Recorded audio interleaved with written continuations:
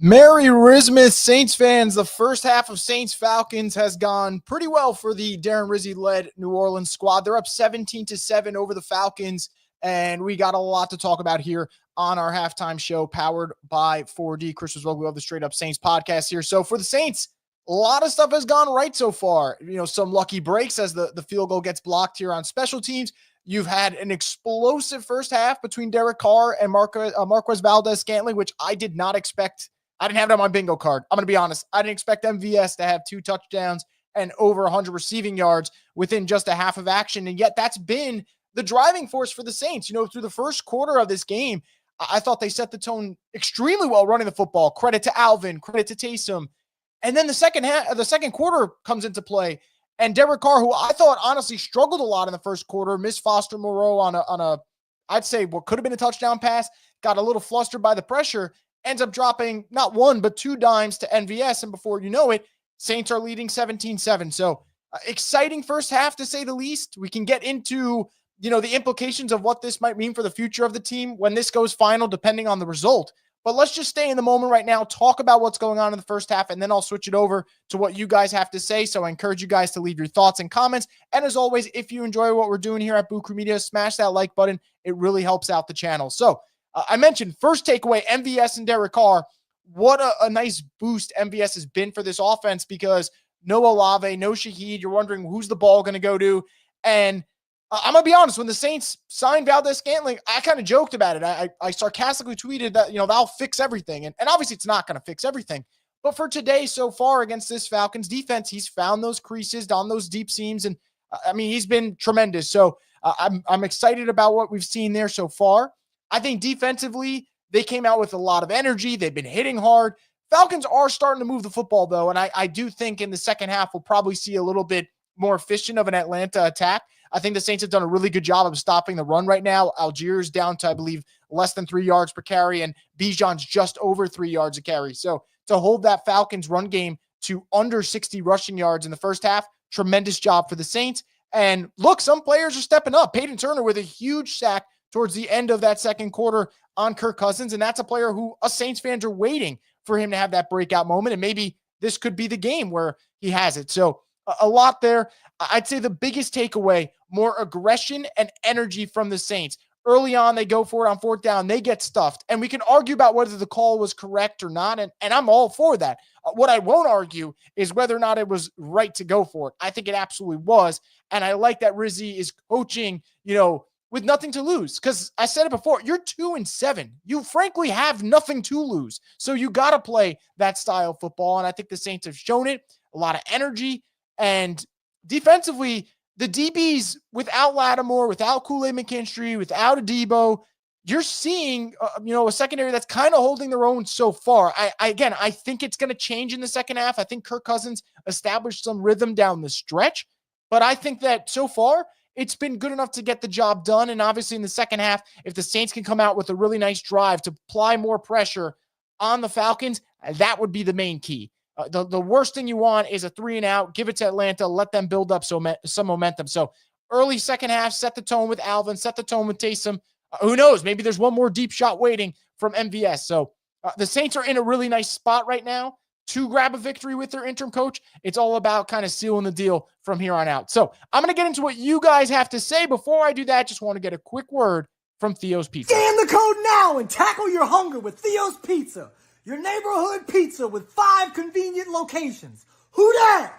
Your taste buds are about to find out.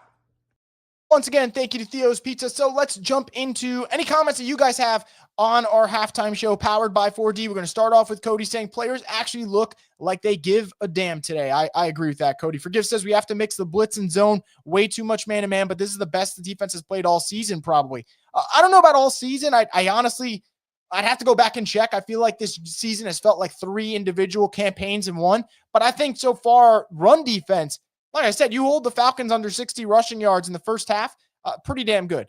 Fred says, holy shit, it's nice to see some fire from the head coach. I approve of Rizzi so far. Yeah, there's been a really big shift in personality, right? Dennis Allen's laid back, and you're really not going to get a lot of emotion out of him, whereas with Rizzi, they call that flag on the Taysom Hill touchdown that gets called back, and he's ready to go to war with the refs. And I think that's what you want. I think that's what the players want too. You can only be so laid back for such a long time, especially when the results aren't going your way. So shout out to interim coach Rizzy. He's done a really, really great job. Jerry G saying Kudat. Yeah, I mean, Younghoe Koo already has 2 missed field goals, which is nuts because he hit the game winner the first meeting this year, and he goes and has 2 already. Sergio says, even if we lose, this has been fun to watch, and that's all we wanted. Yeah, I think the mood has shifted. Now, will it be like this every single game? I don't know. I think that's why it is important to get a win or 2 in here and keep that kind of positive energy going. But yeah, in terms of entertainment for the Saints, this is the most fun us fans have had watching a game since probably, week 2, week 3. I mean, that's probably where we go to. Jerry G says, Rizzy to rise up. I love it. We're so back. Carr is the greatest quarterback to play the game. It's funny because he started this game so poorly, and I was ready to be like, man, like, what do you do with Derek Carr? And here he is, really playing well, stepping up in the pocket, doing his thing so far. I hope he can keep it up. Mr. Don says, it looks like the team didn't want to play for Dennis Allen. He should have been fired a long time ago. I agree wholeheartedly with that. Wholeheartedly. MVS might be Odell Beckham. Marquez is cooking. Merry Christmas and praise MVS. Yeah, I mean, MVS is looking like the bargain of the century so far with the way he's played in this first half. Like I said, I did not expect him to have 109 yards and 2 touchdowns in the first half. Just absolutely, incredible so far. Austin says defense looks so sharp without Dennis Allen. Shocker. You know what's funny? I actually do feel like that is to some degree a little bit of a shocker because everyone was wondering, what's the defense going to look like without DA? And there were even people who were like, oh, if you fire DA, there goes the defense. Obviously, that changed this year once we saw the defensive unit finally decline. But so far, you would live with these results all day, holding Atlanta to 7 points in the first half. Fred says, we need to keep hitting Cousins. I want him to be sore as fuck when he gets to his minivan to go grocery shopping tomorrow. They were getting pressure on him towards the end of the first half, which is what you want to see. So I thought that was very positive in terms of takeaway. And we'll see, man. Can Peyton Turner or Carl Granderson or Chase Young, can one of them get that strip sack that they're so close to getting in this game? And that might shift the tide. So we'll see if the Saints can do just that. Who Dat 504 says it wasn't injuries. It was poor coaching by Dennis. Yep, I agree. Look, the injuries were a reason for their struggles. It wasn't the main reason, though. And I could argue they're still banged up right now, right? Like no Chris Olave, no Rashid Shaheed. You're still finding ways. You're still finding ways to make plays. So I think for New Orleans, the injuries, it was a cop-out. Dennis Allen was the main culprit in terms of poor production on the field. And you're seeing a much more just engaged squad today than we've seen in a while. Love beating the Falcons, but there goes our top 5 pick. Guys, I'll tell you what I said either earlier this week or when the Saints fired DA. A lot of people are worried that, interim coach comes in, you win a lot of games, you lose the pick. That could happen. I can't tell you guys or make a guarantee, but all I will say is I don't think the Saints are talented enough for them to rip off like a 5 to 6 game win streak. I think the Saints can win like 4 of these games down the stretch, and then they'll still just be like 6-11. And I think that type of team can, probably still be picking top 10 or 5-12 picking top 10. So we'll cross that bridge when we get there. I wouldn't panic about that yet. I mean, they could beat the Falcons today, and who knows, maybe all the flaws that you've seen early in the season come back to get them. So I think we got to, pump the brakes on will they lose their top 5 pick. This is a lot of NFL left to play and a lot of bad teams this year. Max says, I've seen enough. Rizzy for president 2025. Revote. Carl says, how about the life in the Saints? Not as big of a black cloud hanging over, a peak of sun. It's a nice way to put it. I love Riz energy. Riz had the Falcons looking dizzy. Kirk is definitely going to come back with a reply in the second half. I think Kirk's going to play a lot better in the second half. I'd be shocked if he didn't. Top 5 picks bust just as often as they hit. I don't care about the top 5 pick. We can get a quarterback anywhere in the first round. Bo Nix is just as good as the guys who went ahead of him. I mean, look, I don't know, it's just as good, but Bo Nix has played well. Obviously, it helps having Sean Payton, but we can worry about the pick when we get to closer to the draft. We have an idea of where the Saints are actually going to be picking. I think that's the main thing for me right now. I wouldn't worry about that yet. Brandon says, I'm not surprised that they're playing with more energy today. Neither am I. I expected it. Can you carry over to the second half? First half, you expect it. You fight for your interim coach, and the interim coach has given them every reason to fight back. So we'll see. Jason says we need to dominate the second half. This is the necessary South. We can still reach the playoffs if we run the table and get healthy. I mean, there's the very optimistic scope of it. Obviously, a win is great because when you win in the division, it feels like you take 2.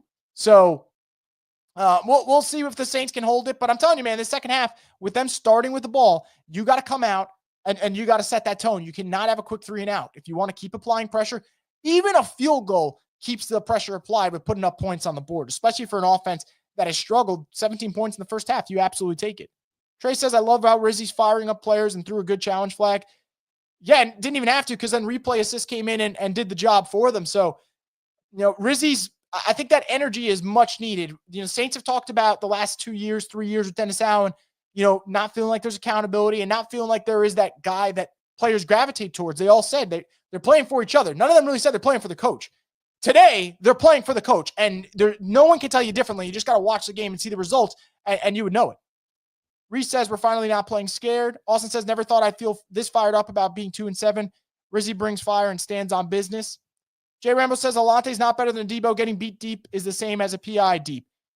I mean, they're two completely different players. I think it will be a nice conversation to have in the offseason too. And I think Debo's injury has maybe opened the door for him to come back where, if his market's not great, you bring him back on a 1-year deal and let him try to work his value up again. But I still think Alante's a really good player. He's just not your typical corner right now. Alante, a lot of his best attributes are when you get him closer to the line of scrimmage, as we've seen so far this season. This team did not want to play for Dennis Allen. It's so obvious now. I'm locked in for Rizzy ball. Max says our DB's playing like some dogs today. They've been hitting. Will Harris literally almost killed Tyler Algier early in this game. Xavier says DBs look pretty reliable, and finally the D-line is getting some pressure. Max says MVS better not drop the clutch pass on 4th in the last seconds of the game after all this. I hope to God not. MVP, MVS. I already love Rizzy. I like the emotion. So Dennis Allen's been the problem the whole time. I mean, kind of. JB says, do you see more freedom in play calling from Kubiak? Honestly, guys, I don't know about more freedom. I think this just looks more like what we saw in the first 2 games where they're running the ball really well under center, and then that just opens up the play action pass for them, and they've done a really good job of that. I think, and I said it last week, and anyone who was in the post-game live stream will remember, I said, and it wasn't an excuse for Derek Carr, he was not physically ready to play in last week's game. I think the Saints put him in there because they knew the pressure. They had to beat the Panthers to keep the coaching staff intact and all that. He did not look the same. Derek Carr today, granted, there's been some mistakes in the first quarter. He looks more comfortable throwing the football, and I think that is the big thing for this team. So, I think that's the main takeaway. I think that Kubiak right now, everything's flowing in their direction, and I've always said when Clint Kubiak is able to dictate the pace of the game, he looks like a really good offensive play caller. If the wrench gets thrown in those plans and things get tight, how does he adjust? So far, he hasn't answered that. Today's been a perfect example when the script is in the Saints' direction, then he ends up getting the best football out of his guys. So that's the way I view it, guys. I've been really impressed with what he's done so far, but I definitely don't think it's completely changed my opinion. So anyway, first half is coming. Halftime's coming to a close here, guys. Second half's about to begin. We will have our post-game live stream, so make sure to subscribe to Boo Crew Media so you can join. I'll make sure I get everyone's comment in so we can talk about this game. But that's going to wrap it up. Thank you so much for tuning in, and we'll see if the Saints can close out this second half and get their first win in the Darren Rizzi era.